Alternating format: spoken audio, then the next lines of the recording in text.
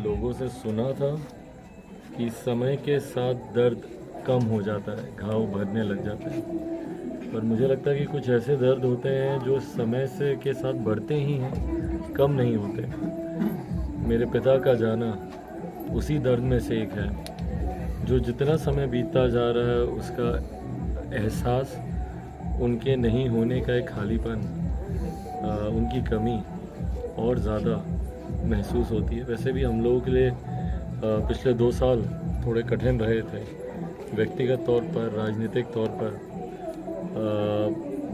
मेरे कई अपनों ने एक ऐसे समय पे मेरा साथ छोड़ा जब शायद मुझे सबसे ज़्यादा उस वक्त उनकी ज़रूरत थी। बिल्कुल, परिवार के कुछ ऐसे लोग अलग हुए जब परिवार की ही सबसे ज़्यादा ज़रूरत थी। बट बहरहाल इन तमाम परिस्थितियों से जूझते हुए, लड़ते हुए, कहीं ना कहीं ये ताकत भी पापा ही देते हैं, जहाँ कहीं पे भी हैं।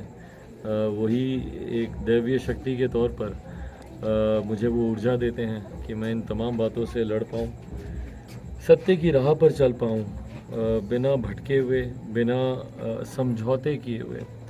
कई बार समझौते करना ऐसी विपरीत परिस्थितियों में बहुत सहज होता है। मेरे लिए ये मौका 2020 के चुनाव में भी था।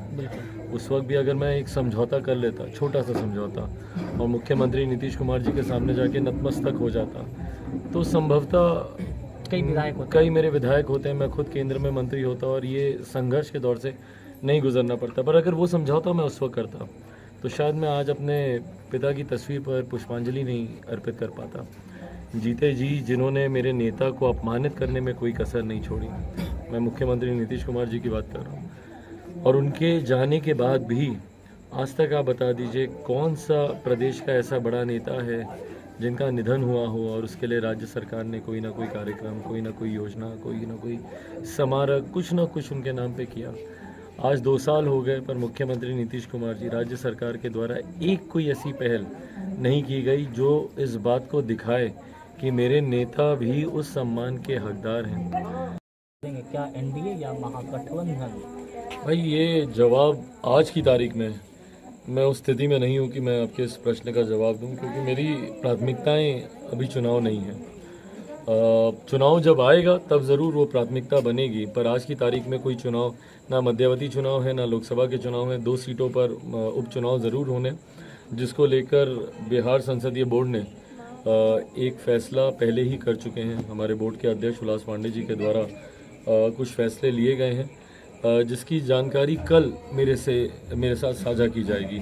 तो संभवतः इन उपचुनाव में हम लोग की क्या भूमिका रहेगी, इसको लेकर कल से परसों तक एक क्लैरिटी आ जाएगी। पर जहाँ तक रही बात किसी के साथ स्थायी रूप से गठबंधन में जाने की, आज उसकी ज़रूरत नहीं है, क्योंकि चुनाव नहीं है सर पे। और दूसरा, बिहार में भाई गठबंधनों के मायने नहीं रहे। आप लड़ते एक के साथ हैं गठबंधन में चुनाव, और आप सरकार चलाते दूसरे के साथ हैं। ये 2 बार हम लोगों ने जनादेश का अपमान हम लोगों ने देखा है। 2015 में जनादेश था महागठबंधन के लिए, मुख्यमंत्री जी ने सरकार चलाई एनडीए के साथ। 2020 का जनादेश था एनडीए के लिए, सरकार चला रहे हैं ये महागठबंधन के साथ। तो ऐसे में महागठबंधनों का या गठबंधनों का अब कोई औचित्य बचा नहीं है। मैं नहीं मानता कि 2024 लोकसभा चुनाव आते आते तक जनता दल यूनाइटेड और राजद एक साथ रहेंगी। जिस तरीके से दरारें स्पष्ट दिखने लगी हैं, इनके कृषि मंत्री इस्तीफा दे देते हैं, मुख्यमंत्री जी के अधिकारियों के ऊपर भ्रष्टाचार के आरोप लगाते हुए मुख्यमंत्री बोलते हैं 0 टॉलरेंस है हमारा।